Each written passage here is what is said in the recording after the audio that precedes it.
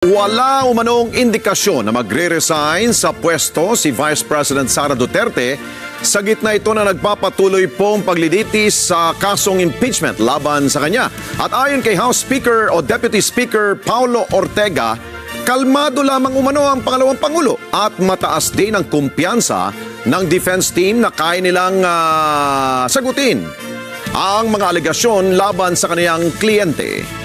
Kunin natin ang live report ni Eden Santos. Eden. Yes, Alex, duda ang prosecution panel na magbibitiw sa pwesto si Vice President Sara Duterte para umano makatakbo sa presidential elections sa 2028.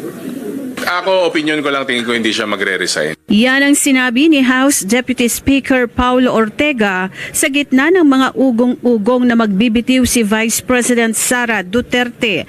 Mas mabutian niya na harapin na lang ng Vice Presidente ang impeachment trial laban sa kanya at sagutin ang matagal ng mga aligasyon na ipinupukol sa kanya. Parang relax, medyo okay naman yung pwesto niya. I mean, may hinaharap siya na impeachment trial, pero nasa abroad naman, nakakapasya-pasyal, nakakatrabaho rin siya paminsan-minsan. So, parang chill nga so parang okay lang. Idiniin naman ni Prosecution Impeachment Trial Spokesperson Attorney Benjamin Tolosa Jr. na espekulasyon pa lang ang ulat na pagbibitiw ni VP Sara. Pero dapat anya na ituloy ang impeachment trial lalo't patapos na ang prosecution sa pagpresenta ng mga testigo at ebidensya sa Article 4 o grave threat.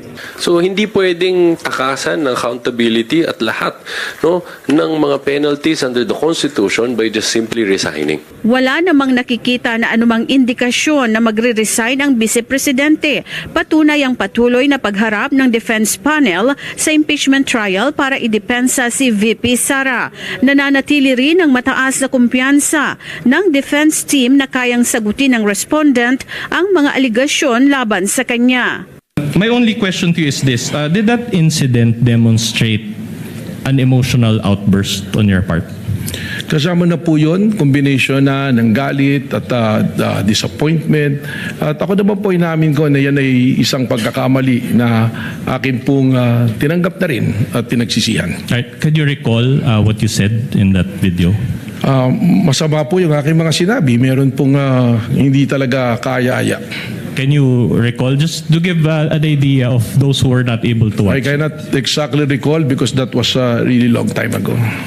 Handa naman ang depensa na mag-adjust ng schedule at sumunod sa impeachment court ukol sa pagbabago ng oras ng paglilitis. Wala naman kaming nakikita na mas maganda o hindi. Siyempre, in a way, nasanay tayo sa ganitong schedule and sa defense team, wala naman kaming problema kahit 1 to sawa tayo para lang matapos yung kailangan nating tapusin. Kasi nga, both sides, parang ko sinasabi, would not want this to go on any further and to have any unnecessary delays. But definitely, we'll have to adjust at least to the time. And siyempre kami, may mga preparations din kaming ginagawa prior to the hearing itself or prior to trial. So kahit yun adjust namin yung mga timetable din namin. Nauunawaan din ng kampo ng Vice Presidente ang iba pang trabaho ng mga senador na tumatayong judge sa impeachment trial. Kasi syempre naintindihan naman natin na ang Senado po may ibang trabaho pa po yan maliban sa impeachment. Budget season is coming up at syempre may mga legislative work din sila na kailangan gawin. So hindi naman po tayo umaangal kung ano pong iutos ng impeachment court as far as schedule is concerned, susunod lang po talaga tayo.